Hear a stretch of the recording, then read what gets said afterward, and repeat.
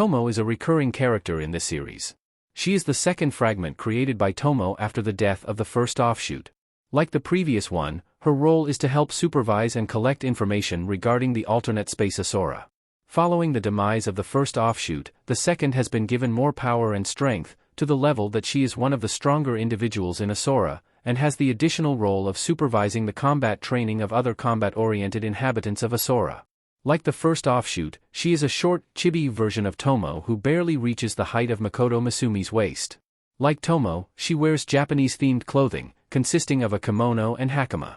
Unlike the first offshoot of Tomo, she wears her hair with bangs at the front and, depending on the media, a high ponytail like Tomo in the manga, or leaves it long at the back without tying it in the light novel. Naive and playful, she is passing time mostly with inhabitants of Asura. She uses polite language when conversing with Makoto. Her personality is similar to the first, but different enough for Makoto to immediately recognize she was not the first offshoot.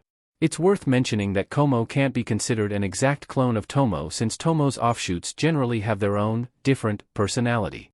Makoto gave her name as thinking as, she looks like a chibi Tomo, so I gave her a random name like KOMOE, with some regret as he had never given the first offshoot a name before her demise. A short time after the death of the first offshoot, Tomo created a new offshoot as a secret weapon to help train the latest inhabitants of Asura, the forest ogres. At Tomo's urging, the second offshoot would introduce herself to Makoto, who almost mistook her as the first offshoot before realizing she was a little different in personality. Realizing that he had never given the first offshoot a name, he wistfully named her KOMOE, after which Tomo explained that KOMOE was created from the combined force of a charged Dropna ring and her own mana to ensure she would be nothing like the first offshoot in terms of power and survivability. Tomo would go on to joke that as a combination of her mana and Makoto's mana, from the charged ring, KOMOE was effectively their child, and beckoned KOMOE on, to which the latter called Makoto father, but was immediately rebuked by a jealous Mio to call him young master/Wakasama instead. A long katana forged by the elder dwarves. It is not proportionate to her size as it was made for a person of typical adult/teenage height, so it is longer than she is in height. She likes bananas.